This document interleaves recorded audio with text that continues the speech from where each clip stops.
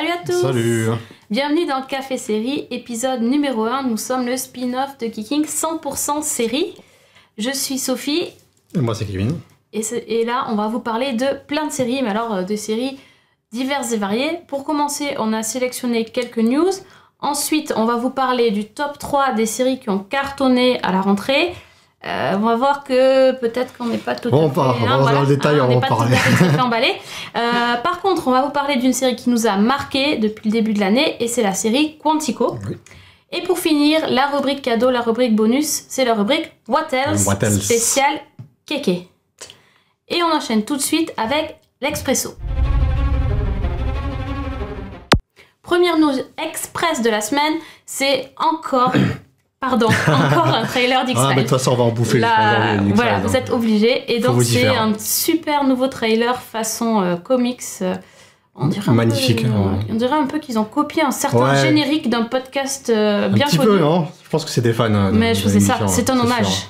C'est un hommage, mais quelle classe. Et il est magnifique ce générique, franchement. Le style graphique et tout, j'ai des ombres, Ben en fait, c'est hyper surprenant de la part de X-Files qui a toujours fait des trucs, des promos super classiques, de nous sortir un truc de ce genre. Au début, quand j'ai vu le trailer, je pensais même que c'était un truc fan-made. Mais pas du tout. Et c'est... Ben, du coup, ça me donne vraiment envie de voir tout ce qu'ils vont pouvoir nous proposer. Voilà, je crois que là, ils vont nous Il faut monter la pression là, petit à petit jusqu'en janvier. Moi, je suis déjà au top. Je pense que je vais craquer jusqu'au 24 janvier. Ça va pas être possible du tout. On enchaîne avec une commande d'une nouvelle série. Oui, tout à fait. C'est aussi une commande pour la chaîne Showtime, pour une série qui va arriver en 2016. Il s'agit de la série Roadies, qui est une comédie de Cameron Crowe. Cameron Crowe, c'est un réalisateur de cinéma. Il a fait les films Jerry Maguire, il a fait Almost Famous. La série est coproduite avec J.J. Abrams. Et en fait, elle va raconter... Les Roadies, en fait, ce sont les techniciens qui suivent les groupes pendant les tournées. Donc, on va suivre tout un groupe de techniciens pendant 10 épisodes, si je ne dis pas de bêtises. Et en fait, Cameron Crowe, c'est un ancien journaliste du magazine Rolling Stone, donc il connaît bien le milieu de la musique. Et son film Almost Famous, déjà, suivait un adolescent qui suivait déjà un groupe de musique pendant une tournée. Donc il y a des chances qu'on retrouve des choses assez similaires. Moi, c'est une série que j'attends énormément, j'aime beaucoup les films de Cameron Crowe. Je vais regarder la série l'année prochaine, c'est quasiment sûr. Ah, moi je connais pas le réalisateur, par contre le sujet m'intéresse énormément. Et en plus, Showtime, ils avaient proposé Californication, où dans la série il y avait un mec qui était rocker. Oui, Gatsby était voilà, Gatsby, c'est hyper rock'n'roll. Bon voilà, sex and drugs and rock'n'roll. Ouais, carrément. Carrément, j'attends aussi. Puis alors, s'il y a de la bonne musique qui va avec, je pense qu'il y aura une bonne BO derrière. Donc là, il y a moins que ce soit très réussi. Là, ça va être clair. Autre news un peu moins sympa, peut-être. Un peu moins sympa. Cette news, en fait, c'est un peu une question. La question, c'est est-ce que la série Homeland est raciste? Alors, en fait, on va un petit peu resituer la situation. C'est une polémique qui est née la semaine dernière, si je ne dis pas de bêtises, et qui concerne le 2e épisode de la saison 5 de Homeland. Donc, c'est la saison qui est en cours de diffusion. Donc, dans cet épisode, en fait, l'action se situe à la frontière syrienne. Et donc, pour créer le décor, la production a fait appel à des tag artistes pour dessiner des graffitis sur les murs. Les graffitis, donc, sont en arabe et contenaient des messages pro-Assad. Donc, Assad qui est le président syrien et dictateur à ses heures perdues. Sauf que j'ai dit devrait faire ce message-là parce qu'en fait, les tags ne contenaient absolument pas ça. Ils contenaient des messages qui disaient, en fait, Homeland est raciste. Directement. D'autres messages qui critiquaient la série derrière. Bon, on extrait de la série ici. Donc, en fait, ces activistes-là ont voulu faire passer un message parce qu'ils trouvent que la série Homeland donne une mauvaise image des Arabes et des musulmans en général. Et voilà, moi, j'aime beaucoup la série Homeland. Je vais regarder la saison 5, comme d'habitude. Il faut reconnaître qu'ils n'ont pas tort quand même non plus sur le sujet. La façon dont sont présentés les musulmans dedans, c'est souvent les terroristes. C'est ce qu'on disait de 24. C'est un problème plus global. C'est pas seulement la faute d'Homeland, c'est la faute d'Hollywood, c'est les États-Unis, c'est la façon plus générale dont ils sont représentés. Donc je comprends pourquoi ils ont fait ça. Alors, il faut aussi souligner que donc les créateurs de la série ont répondu derrière. Ils ont dit, on est un peu dégoûté d'être passé à côté des tags, de ne pas avoir remarqué ça. Mais ils ont tenu à souligner quand même et à reconnaître le caractère subversif de l'action de ces activistes. Ils ont un petit peu remercié, ils ont un petit coup de pouce. Bon, ça fait un petit peu d'un match contrôle quand même derrière en disant bien joué les gars. Ça s'est passé sur Twitter tout ça, j'imagine, ou même pas? Oui, ils ont été tweetés aussi, il y a plein d'articles autour de ça. Ah, forcément. Et donc ça fait un peu d'un match contrôle, donc bon les gars, c'est bien de le reconnaître, mais ça serait bien maintenant un petit peu de le mettre en action dans votre série. Ouais, mais sauf qu'ils vont pas s'amuser à réécrire le scénario maintenant. Non, mais pour les futures saisons, peut-être. S'il y a. Oui, je commence à cartonner. Encore, ça continue. Carrie, elle peut faire encore 50 000 missions improbables pendant encore 10 ans, je pense. Je sais pas si elle va en sortir indemne et tout ça, mais bon... Ok, donc on suivra la saison 5 de toute façon. Enfin, tu suivras parce que moi non, en fait. Hein. Toi, t'aimes pas je suis aussi, mais je suis hyper à la bourre. Donc, dans 3 ans, quand je serai à la saison 5, on en reparlera. Quand tu arriveras, on fera un épisode dessus, on fera le bilan de la saison. Ok, très bien. Alors, tout de suite, on passe à notre top 3 des séries qui ont cartonné à la rentrée.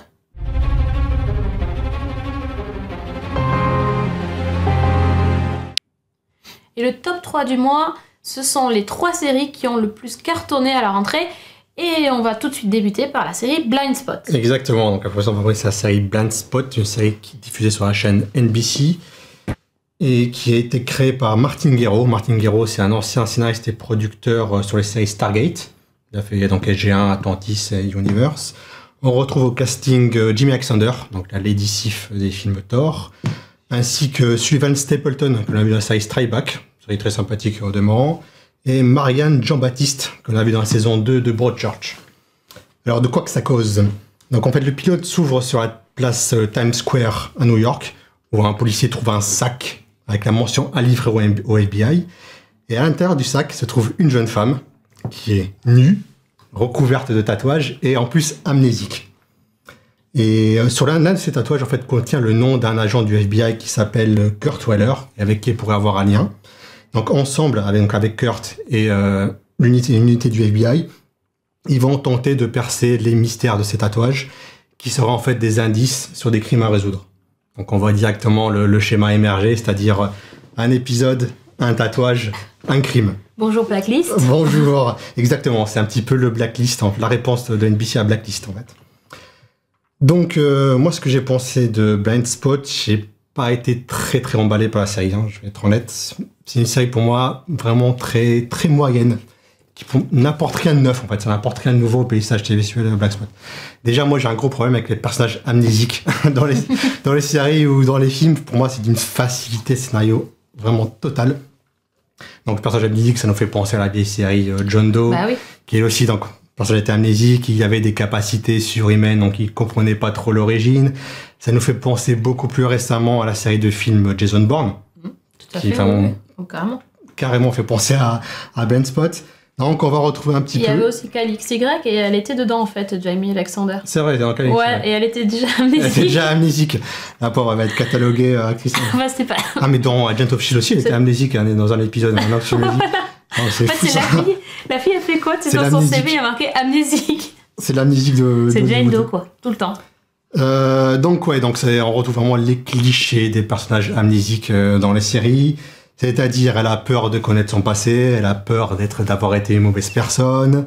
Est-ce que finalement le passé définit le présent? Est-ce que ça ne peut être personnalité, elle peut être quelqu'un de bien et oublier le passé? Bon, c'est des trucs qu'on a déjà vus 50 milliards de fois. Et puis elle a peur d'être en danger aussi, donc elle est tout le temps... Oui. Il y a tout le temps son passé qui revient, mais oui, voilà, elle est poursuivie par son passé, elle a des fois elle a des flashbacks, elle se rappelle des trucs, elle croit qu'elle a commis des crimes et tout ça. Elle a des capacités surhumaines, elle sait monter à M16, elle sait se battre comme s'il était dans les forces spéciales et tout. c'est ça, elle est toute... Bon, c'est Jason Bourne, on va être honnête, c'est carrément Jason Bourne, quoi. C'est Jason Bourne avec des tatouages et voilà. Effectivement, c'est ça, et puis le coup du tatouage, c'est assez facile parce que du coup, ils peuvent en tirer des milliers d'épisodes. Non, mais c'est exactement ça. Ils ont la formule, ils prennent toujours le truc. Bon, le premier épisode, c'est le plus gros Kurt Weller. Ouais. Et après, dans les autres épisodes, c'est un mini truc. Oui, ils vont chercher loin. Alors, tout derrière l'oreille. Il a des tatouages énormes comme ça, mais non, ils prennent le minuscule truc. Donc, ils peuvent faire 12 saisons. Ah non, mais là, c'est le concept fini. Mais je pense que c'est ce qu'ils cherchaient, de toute façon, à NBC. Hein.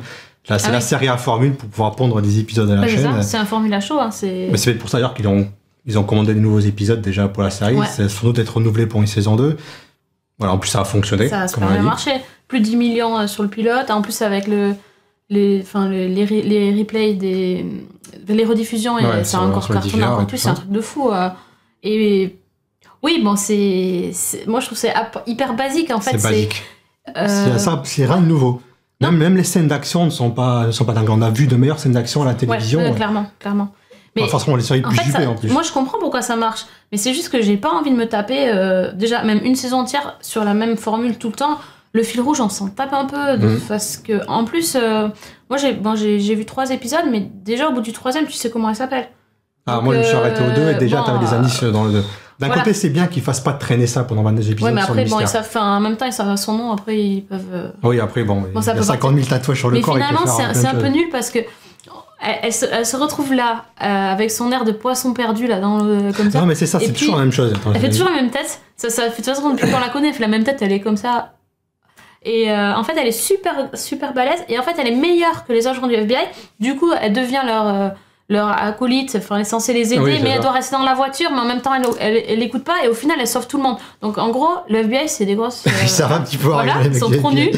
Parce qu'elle est meilleure qu'eux. Donc, bon, c'est un peu. Ouais, mais c'est toujours les clichés. C'est toujours le même truc. Et ouais, donc les scènes d'action, sont pas géniales. Le truc aussi qui m'a un peu énervé, c'est le fait que c'est pas une série, il faut réfléchir en fait. Ah oui. Où chaque point de l'intrigue un peu complexe va être surexpliqué. Donc on a le cliché là qui me fait toujours rire dans les séries, où t'as le scientifique, en gros le geek. Le geek. Qui va expliquer un point complexe de l'intrigue. Complexe, elle fait 2 phrases, on va pas non plus pousser non plus. Ouais, elle fait 2 phrases, et t'as un autre personnage qui va résumer exactement ce qu'elle a dit en 2 mots, en utilisant une référence que tout le monde connaît. Donc si vous avez vu l'épisode 2, c'est Google Alert. Vous regardez l'épisode 2, c'est ça. C'est ça, c'est énorme, la Google Alert. La Google Alert. D'un côté, je peux comprendre que certains points un peu complexes soient surexpliqués. Le problème, c'est qu'ils vont surexpliquer aussi des trucs basiques. Non, mais dans la structure de l'épisode. C'est du fast-food. C'est tout. Faut pas perdre le spectateur, faut pas demander un effort intellectuel insurmontable aux gens en regardant le truc. Mais non, tu consommes. Moi, quand on a vu les trailers pour les Upfront, moi je me suis dit, mais c'est le pitch le plus improbable de l'année, quoi. Une femme nue dans un sac recouvert de tatouages et amnésique. Mais le mec, il allait vendre ça. Et ça marche, mais c'est... parce qu'il y a la formule derrière, tu vois. Il a dit, alors l'épisode 1, il avait 10 épisodes déjà de planifiés. Ouais, non, c'est... Il dit, tiens, on te file sur tes spoons de chèque. Après, honnêtement, c'est pas désagréable. Tu regardes ça, tu fais, tu regardes ça. Non, le pire, c'est que c'est pas mauvais. C'est pas mauvais. C'est une série pyjama, avec les chaussons et le pyjama. Exactement, c'est la série du dimanche après-midi, quand il pleut dehors, t'es sur ton canapé, sous ton bled, et tu regardes ça. Parce qu'il y a rien. Ou quand t'es malade. Ou quand t'es malade aussi, voilà. De te rappeler la télécommande, t'es là, bon, tant pis, je vais regarder. Puis voilà. Ou c'est la série que tu peux regarder en faisant autre chose. T'es pas trop perdu. Pendant que tu as vu que de toute façon il te réexplique ça comme 10 fois la même chose. Même si t'étais pas dans la pièce, tu reviens, c'est bon. Il y a le mec qui réexplique ce qui s'est passé juste avant. Donc t'es pas perdu. En gros, si vous avez du repassage à faire, allez-y. Regardez bien. C'est exactement ça. Moi, j'ai repassé mes chemises en faisant. Oui, j'ai une vie très palpitante, comme vous pouvez le voir. Je repasse mes chemises en regardant Blacklist. Oh, t'as brisé le mythe là tout de suite. Blacklist en plus, j'ai dit. Blind Spot. Bon, oui, c'est effectivement. Donc voilà, donc c'est une série qui a cartonné et on comprend pas trop pourquoi. D'accord, donc la série Repassage, Blind Spot. Exactement, ouais. Donc, t'as autre chose à rajouter? Non, je voulais parler de la série. La série suivante, ouais. Donc la série suivante, c'est la série Rosewood. La série Colgate. Alors Rosewood. Donc ça raconte l'histoire d'un médecin légiste brillantissime avec un ego surdimensionné qui en fait il dit que c'est le Beethoven des pathologies. C'est un truc de déjà le mec bonjour le melon. Et il bosse dans un labo privé à Miami. Et alors j'ai pas trop compris pourquoi, mais la police doit faire appel à ce labo privé. Alors, dans toutes les séries pour enchaîner, tu vois, faut pas trop s'attarder. Bon, ils payent ce gars parce qu'apparemment il est tellement bon qu'ils vont le payer. Et donc le gars en fait il s'incruste sur toutes les scènes de crime, et donc dans le pilote il s'incruste dans un truc parce que sa mère lui a demandé d'enquêter sur une de ses étudiantes qui est morte. Et donc il va mettre son grain de sel partout, et la flic avec qui il va devoir faire équipe évidemment n'a pas du tout envie de faire équipe avec ce gars qui apparemment est très très con. Et voilà, c'est ça, exactement. Alors, Dr. Beaumont Rosewood Jr. avec ça, voilà.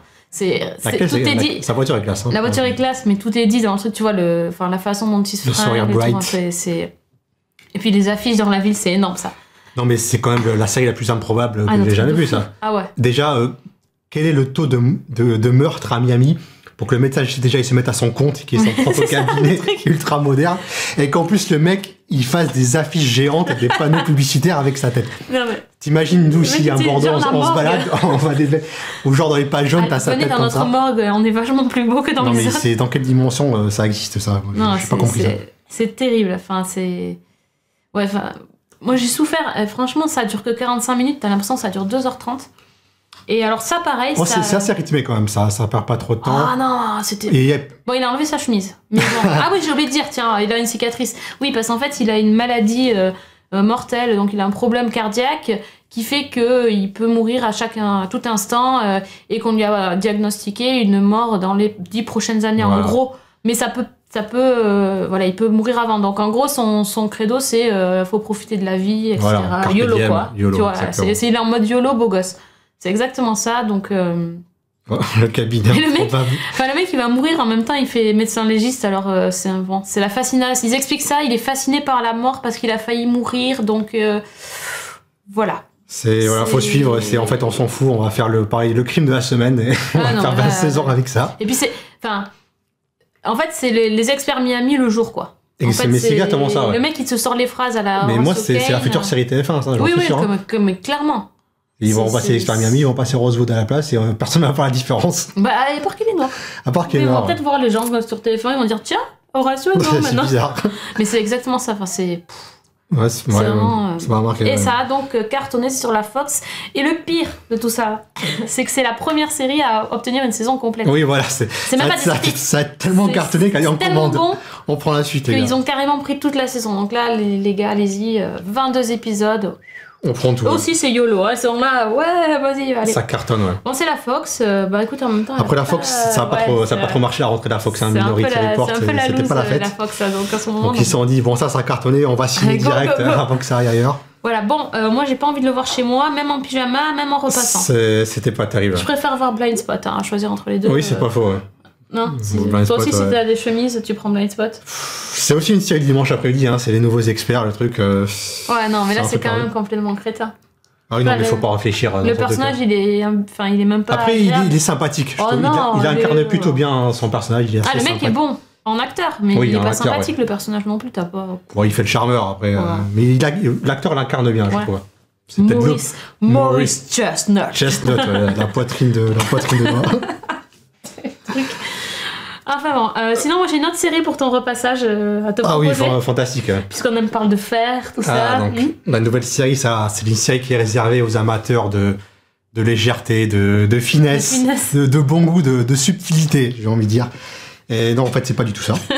Non, la série suivante, c'est la série American Horror Story. En fait, c'est la saison 5 d'American Horror Story, qui s'appelle American Story Hotel. Donc, pour les plus perspicaces, on a donc compris que ça se déroule cette saison dans un hôtel, cette fois-ci. On change de cadre. Donc, c'est toujours par Ryan Murphy, c'est toujours sur la chaîne FX. On retrouve toujours certains acteurs. Donc, on a Katie Beck, on a Sarah Paulson qui reviennent. Donc, de quoi que ça parle? Donc, ça se déroule dans un hôtel qui est rempli de freaks, de cinglés, de monstres, de créatures en tout genre. Et au milieu de ça, on va suivre un détective qui s'appelle John Lowe et qui est incarné par... comment il s'appelle Wes Bentley, pardon. J'avais oublié le nom. Wes Bentley, qui va devoir séjourner dans cet hôtel. Et en fait, Wes Bentley... Ah oui, on voit Lady Gaga, ça. Et donc, Wes Bentley, en fait, il est en train de mener une enquête sur un serial killer. Donc, en gros, voilà, c'est ça le pitch. On a un petit peu déplacé l'intrigue dans l'hôtel. Et pareil, c'est toujours aussi outrancier, c'est toujours autant du n'importe quoi. J'ai pas du tout aimé cet épisode. S'il y avait un truc à sauver là-dedans, c'est Lady Gaga. C'est la bonne surprise de l'épisode. Oui, surtout sur la photo là. Ouais, c'est trop. Donc Lady Gaga en fait incarne un vampire, une vampire dans cet épisode. Elle compte plutôt bien. Sa scène d'introduction était assez réussie. Ouais. C'est une musicale et tout ça. Même si encore une fois, c'est la subtilité, c'est pas le point fort de Ryan Murphy, hein, parce que pendant la scène, il voit un film en fond et le film c'est Nosferatu. Pour ceux qui n'ont pas encore compris. Tu n'avais pas compris que c'était un vampire, on te met Nosferatu derrière. Là aussi, c'est un peu très explicatif. Très explicatif. Donc la série, franchement, ça a une certaine repompe de Shining. Bon, l'hôtel, le design de l'hôtel est assez bien fait, dans un style assez art déco. Ouais. Et c'est hyper repompé sur Shining. Il y a les enfants chelous qui courent dans les couloirs, c'est hyper repompé sur les jumelles que l'on voit dans Shining. C'est presque des jumeaux là. C'est presque pareil. Sauf que voilà, il y a des flics, il y a des gens chelous, il y a des gagas en vampires, et c'est aussi autant du n'importe quoi. Je comprends pas cette série en fait. Moi j'aime bien les films d'horreur, j'aime bien les trucs un peu chelous, j'aime bien le côté un peu malsain par moment, j'aime bien avoir peur, mais j'aime bien quand ça raconte quelque chose. American Horror Story, pour moi, ça ne raconte rien. Il y a une scène dedans, je pense qu'il faut qu'on parle de cette scène en particulier. Désolé, on va vous spoiler une scène. Oui, préparez vos oreilles. Préparez-vous. Parce qu'on n'a pas les images. Bouchez vos oreilles, ça va être violent. Déjà, tout de suite, c'était pas possible. Alors, qu'est-ce qui se passe dans cette scène? Donc, un mec qui se fait quasiment violer à mort par une espèce de flic au visage ravagé, qui le viole avec un espèce de god ceinture à pointe. Et ça dure longtemps. Et je comprends pas cette scène. Quel est le propos derrière? Donc, c'est choqué pour choquer, en fait. Oui, là en fait... C'est gratuit. Ouais, c'est... Enfin, c'est rude. Moi non plus. Alors, cette série, elle a fonctionné, elle a encore cartonné. Oui, ça fait 5 saisons, ça cartonne. À chaque fois, le premier épisode, il fait toujours un... Là, il a quasi 6 millions. Bon, après, il y avait l'effet Lady Gaga, mais pas que ça. C'est même pas parce qu'il y avait Lady Gaga. Ça fonctionne parce que c'est American Horror Story. Les gens, enfin, les critiques sont dithyrambiques, tout le monde dit c'est génial et tout. Je ne comprends pas parce que c'est... Alors, moi, j'aime pas les films d'horreur. Par contre, contrairement à toi, je déteste ça. Mais là, c'est même pas un film d'horreur, c'est un truc, t'es mal à l'aise du début à la fin. Tu te sens mal, moi, je sais pas vous si vous aimez ce genre de. C'est fait pour choquer en fait, on va te balancer les trucs les plus crades possibles à la gueule. Ouais, c'est ça. Mais alors là, Mais derrière, de quoi ça parle? Là, dans le pilote, ils ont carrément fait.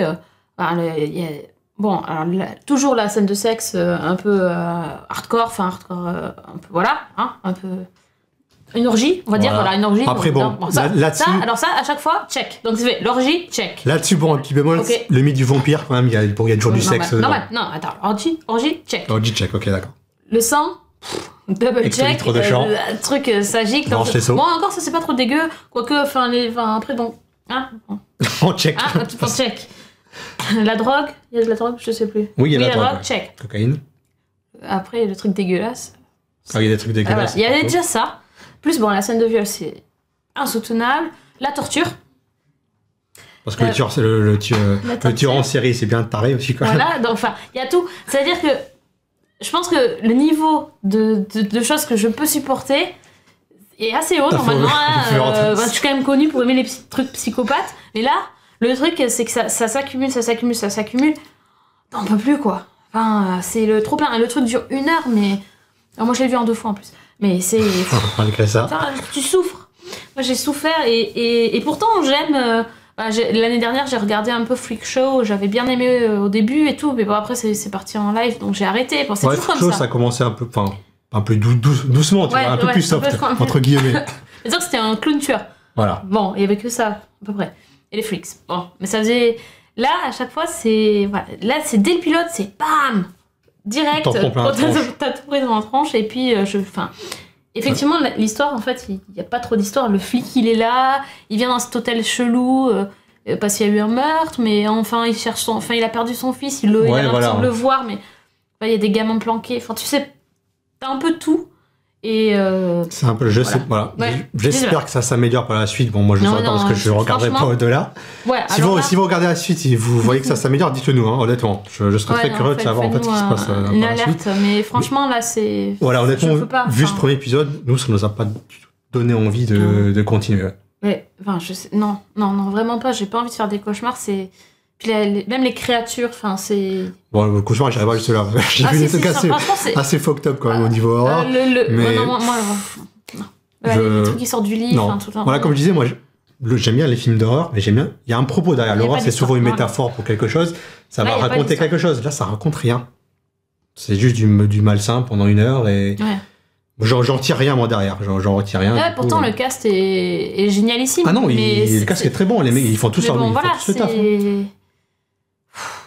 Il y a du très bon, tu te demandes d'ailleurs comment ils ont convaincu pour continuer à jouer là-dedans pendant 5 saisons. Non mais eux, ils doivent kiffer les rôles. Oui, ils doivent kiffer. Parce qu'après, t'as aucun rôle comme ça ailleurs. Oui, c'est vrai. Donc, voilà, ils aiment la différence, donc ils jouent là-dedans. Bon, nous ça nous a pas plu, voilà, dites-nous si ça vous a plu, laissez des commentaires, n'hésitez pas. En tout cas, ça a cartonné. Donc en gros, nous on n'aime pas les séries qui ont cartonné, on va dire. C'est ça, ouais, franchement, premier bilan, pour l'instant toutes les séries qui ont fonctionné, nous elles nous ont pas plu. Hein. Oui, c'est exactement ça, donc Donc on n'a peut-être pas les mêmes goûts que le public américain en général. C'est ça. Voilà, en espérant. Après, voilà, c'est assez... Peut-être qu'on n'a pas le même goût que les autres, c'est tout. Hein, après, il y a d'autres... Là, on a parlé de drama principalement dans cette émission. Il y a d'autres dramas qui vont arriver, qui sont prévus en novembre. Si je ne dis pas de bêtises, on espère que le niveau sera meilleur. Carrément. Voilà. Mais voilà, pour l'instant, vu ces trois-là, la rentrée est un petit peu décevante pour l'instant. Ça va un petit peu s'améliorer pour la série suivante. Oui, quand même. Et donc, la rubrique suivante, c'est la rubrique Zoom, et on vous parle de Quantico.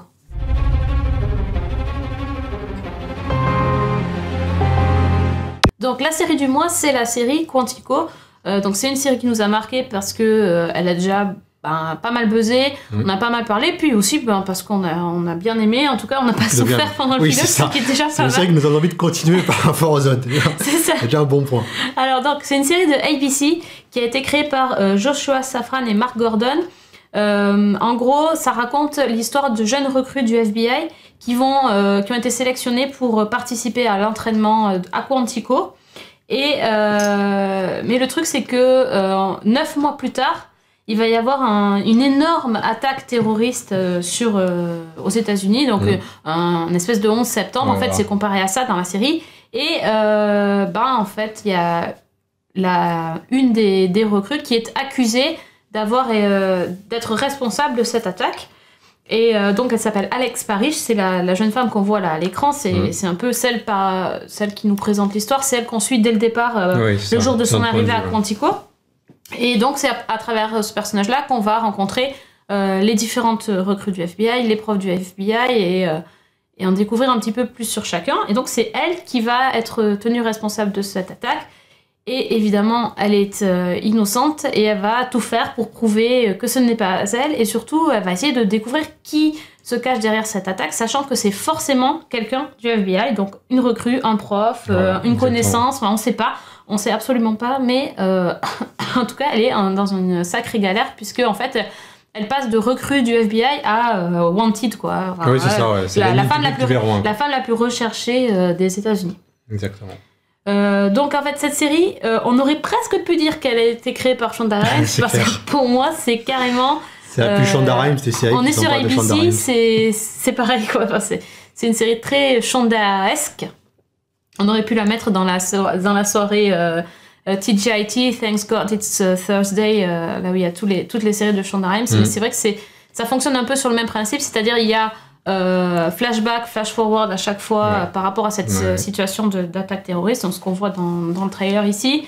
Il y a tout le temps cette musique moderne, pop, qui accompagne la série, voire même un peu too much. Là, je suis d'accord. Il y a des bons tubes, mais parfois t'es là, c'est trop, en fait, ça dure trop longtemps, c'est fort, et tout, Et puis bon, il y a certaines scènes, alors, je sais pas moi, j'ai eu l'impression quand j'ai commencé le pilote, j'ai vu Grey's Anatomy direct. Alors la première scène de la rencontre, oui, c'est ça, c'est la rencontre exactement. Entre Alex et Ryan, c'est très ça rappelle une certaine Meredith et Derek. Si vous vous souvenez la première scène de Grey's Anatomy, voilà. C'est il y a très longtemps. Ah oui, bah quand même, ça a marqué, non? Enfin moi ça m'a marqué. Enfin bref, donc voilà, sûr. Si on dit ou... Oui, on peut dire.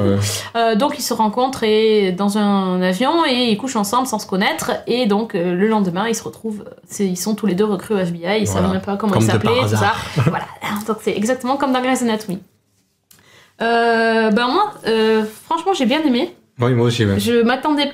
Enfin, disons que vu les trailers et tout ça, je me suis dit ça peut être sympa, mais sans plus. Et finalement, je me suis laissée vraiment prendre par l'intrigue et par les personnages. Je trouve que c'est bien ficelé, c'est bien amené. Puis tu t'ennuies pas, il y a tout le temps des flashbacks, flash forward, ça bouge.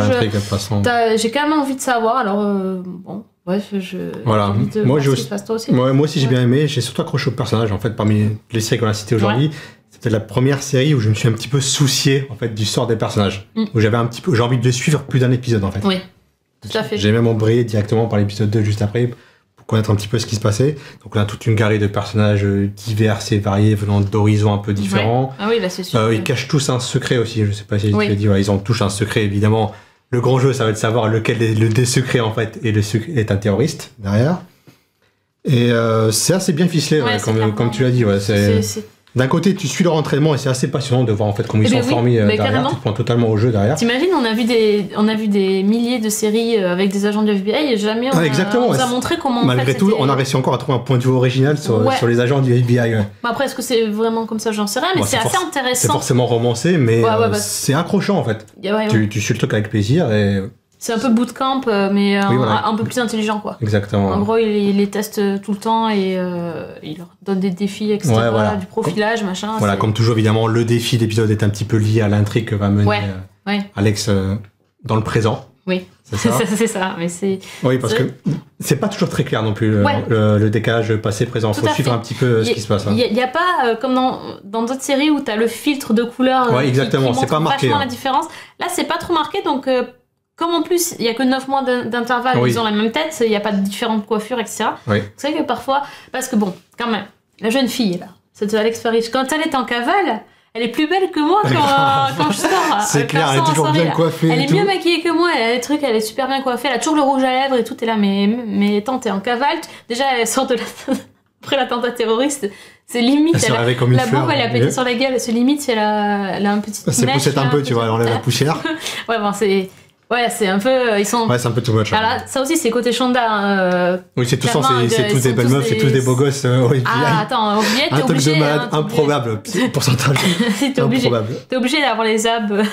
C'est ça. Ils sont tout le temps en train d'enlever leur t-shirt ou les nanas en maillot de bain. Ouais, c'est ça. Enfin, on a un uniforme. Attends, on en parle de l'uniforme Attends 2 secondes, on va en parler. Donc c'est un peu bon. Voilà, ils sont tous beaux, machin. Ils se cherchent un peu tous. Là, ils sont un peu chauds. Hein. Ils sont, c'est vraiment ça. C'est trop comme dans Grey's Anatomy. Et aussi, c'est comme dans How to Get Away with Murder parce que c'est la même. Ils sont aussi beaux dans la série. Et puis il y a ces espèces de scènes dans l'amphi où t'as le prof en bas là et puis t'as tous les étudiants c'est exactement ça. Voilà, on dirait, enfin là c'est le gars, c'est le cours magistral. Le cours magistral, on dirait Viola Davis qui fait son truc. Enfin c'est, tu sens bien que c'est inspiré. Hein. Ils ont pas. Bon, ils ont compris le concept derrière, ils ont réussi à la réappliquer, mais c'est pas seulement copié, ils l'ont plutôt bien fait. Alors le créateur de Joshua Safran, il a vendu la série en disant et si Grey's Anatomy rencontrait Homeland. Ah oui, quand même. C'est le truc. Mais en fait, bon, on n'est pas dans Homeland. Hein.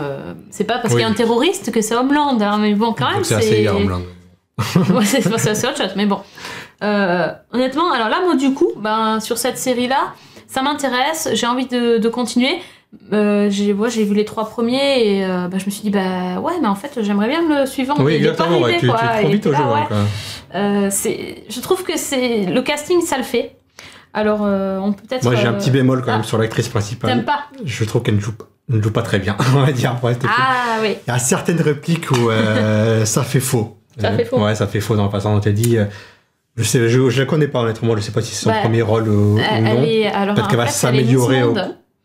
Elle est Miss Monde. Ouais, alors, elle s'appelle Attends, il faut que je lise là parce que le nom laisse tomber. Priyanka Chopra. Et donc, Régis, s'il te plaît, voilà. Bon, là, elle est dans Quantico. C'est pas son meilleur profil. Hein. Ouais, j'ai pas pris une photo où elle était en Miss Monde, mais en même temps, on parle de la série. Non, elle est Miss Monde, quoi.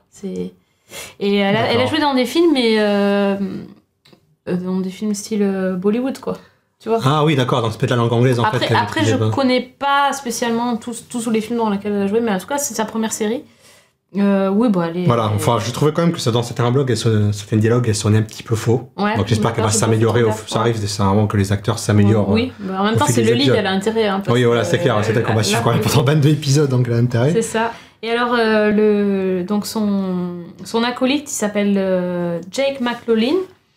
Alors lui, voilà, c'est Ryan Booth, donc c'est un peu le badass qui est hyper musclé, qui est super fort en combat. Et en fait, alors, si on peut avoir la deuxième photo, Régis, s'il te plaît, c'était lui avant. C'est le même. Il était dans la série Believe. Oh. Il protégeait une petite fille dans la série Believe, que ça a duré qu'une saison. Ouais. Et j'ai cherché parce que franchement, il a fait de la muscu. Je crois qu'il est allé avec Timo. C'est ça. Il fait qu'on a la même salle de muscu que Timo. Ouais, carrément. Il est. Ouais, c'est. Il est pas mal, hein. Franchement, il est. Oh non, il est bon dedans. Il incarne bien son personnage. Il est là pour Castagner, c'est un peu le monsieur muscle du truc, mais bon, il est. Non, ils sont plutôt bons. Mais les autres sont plutôt bons aussi. Après, il y a la Joanna Brady. Ah. Oui. Hein. Alors, ouais, on vous en a parlé dans le dernier épisode, elle était dans la série Unreal. Elle est pas mal aussi, hein. Voilà. Et dernier acteur que j'ai noté, c'est Josh Hopkins. C'est le prof qui cache des secrets. Lui, lui tout le monde cache quelque chose. Et lui, je le connaissais de Cougar Town, en fait. Il a fait plein de trucs, hein. Il est connu, mais moi, il a surtout joué le voisin de Courtney Cox dans Cougar Town. Oui. Ouais. Oui, le fameux, là, il se cherchait tout le temps, là. Oui. Grayson, il s'appelait. Ouais. Oui, ça remonte, mais bon. Il a fait ça. Donc lui, c'est le prof. Et en plus, il y a une autre prof, je sais plus comment elle s'appelle aussi, une prof black. Elle est prof, mais c'est aussi la directrice prof, là. De l'académie. Elle est. Ouais. Je sais plus comment elle s'appelle. J'ai oublié son nom aussi. Donc ouais, le cas, c'est pas mal. Ils sont pas super connus, en fait, finalement. Non, c'est un peu des seconds couteaux, au final, qu'ils ont récupérés, mais qui sont. Mais bon, qui font le job, hein. Ouais, ça peut le faire, carrément. En tout cas, bon, ça a marché. D'accord, on attend la suite. Moi, je pense que ça peut durer plusieurs saisons parce qu'il y a du potentiel derrière. Bon, il y a toute sa cavale. Même si la première saison va se dérouler sur la cavale, je pense qu'après, il y aura forcément derrière d'autres mystères qui vont embrouiller un mystère sur un des étudiants. Il y en a un qui va mourir. Il va y avoir une autre menace terroriste qui va arriver. Bon, il va y avoir mais il y a du potentiel. Voilà, bon, comment dire? C'est pas la série de la rentrée, peut-être pas. Non. Mais. On a pris du plaisir à la suivre pour l'instant. Vraiment. Alors, si c'est pas. Je trouve que c'est quand même au-dessus des autres par rapport à l'histoire, par rapport à la construction, au montage, etc. Oui, c'est ça, la mise en scène est plus travaillée. Ouais, je trouve que c'est mieux, vraiment. Voilà, je dis pas que. C'est plus cohérent, je trouve, dans l'ensemble. Il y a un tout qui est plus cohérent. Et qui fait que ça fonctionne et que tu as envie en fait d'enchaîner l'épisode suivant juste derrière. Donc voilà, en gros, pour l'instant, c'est celle qui nous a le plus marqué. Ça a fait 7 millions sur ABC. Après, ça a un peu descendu la semaine suivante. On suit l'affaire de près. De toute façon, pour l'instant, il n'y a eu que 3 épisodes de diffusés. Donc, mais bon, c'est...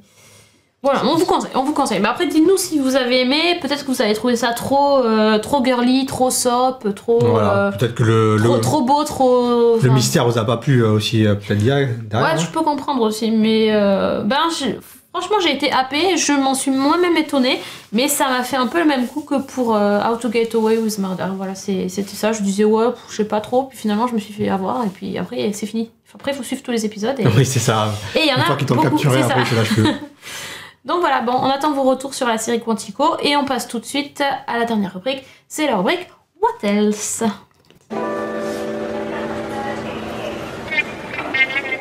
Donc la rubrique What Else, comme dirait ce très cher Georges, c'est la petite rubrique pour terminer l'émission sur une note légère. Alors le principe de la rubrique What Else, c'est donc quand vous regardez une série, il y a forcément un moment donné où vous vous êtes posé la question en voyant un acteur ou une actrice, mais... Lui, j'ai déjà vu sa tête quelque part, mais donc quoi il joue, j'arrive plus à me rappeler. Ça arrive tout le temps, ça. Ça arrive tout le temps. Ah, c'est horrible. Mais si vous avez déjà posé cette question, la rubrique est faite pour vous. Donc, pour cette rubrique What Else, j'ai choisi de m'attarder sur Wes Bentley, dont on a parlé tout à l'heure, qui joue donc le détective dans la série American Horror Story Hotel.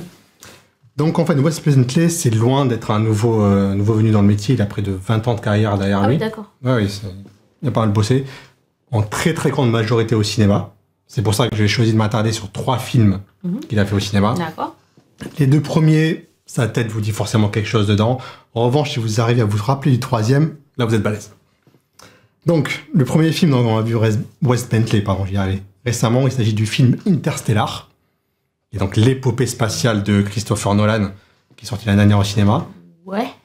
T'avais vu Interstellar? J'ai pas vu Interstellar, alors là je vais pas pouvoir t'aider, Kevin. Ah ok, bon, Interstellar est très très bien. Donc il incarne Doyle, donc qui est un des astronautes qui accompagne Matthew McConaughey dans l'expédition à travers le trou noir pour trouver donc une autre planète pour pouvoir emmener l'humanité là-bas. Bon, ça reste un second rôle dedans. Il parle pas beaucoup dans le film. Il parle pas beaucoup dans le film. On le voit dans la pensée, c'est surtout McConaughey qu'on voit quand même. D'accord. Mais bon, il est très très bon dedans. Bon, on le reconnaît là. Voilà, on reconnaît direct dedans. Ouais. Parce que c'est récent encore, tu vois. Oui. On va remonter.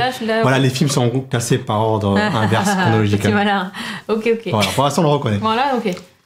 Donc là, ça, c'était Interstellar. Bon. Donc, second film que j'ai choisi, celui-là, vous l'avez sûrement vu aussi, il s'agit de Hunger Games.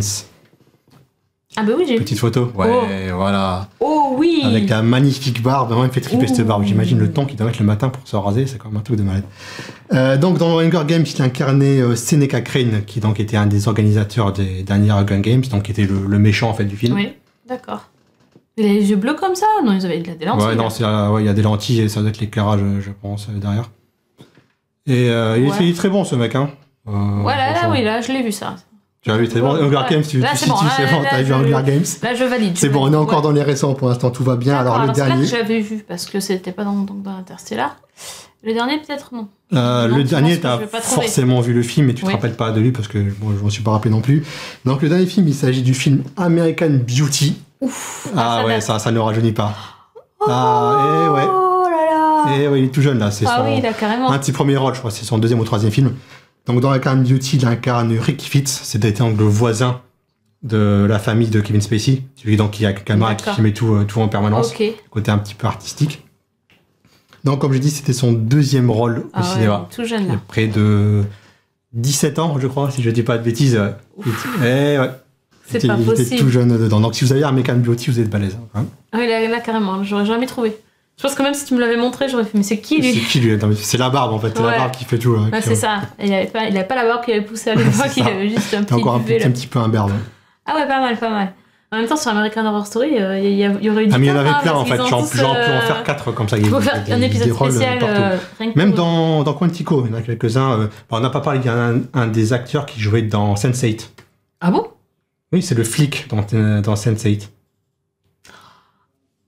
Voilà, tu vois pourquoi ça m'énerve, parce que je vois jamais les trucs. Eh ben oui, effectivement. C'est ça, j'ai hésité, j'ai fait bon, Wes Mendez il est un peu plus connu quand même. Ouais. Parce qu'il a fait beaucoup de trucs, mais ouais, c'est le flic dans Sense8. Ah, punaise, voilà. Ok. Bon, le dernier encore petite rivière derrière. Bon, donc, moi je te reconduis la rubrique pour le prochain épisode, parce que je suis obligée. T'es obligé d'ailleurs, je vais t'appeler. Chaque fois que je vais regarder une série, je vais dire Kevin.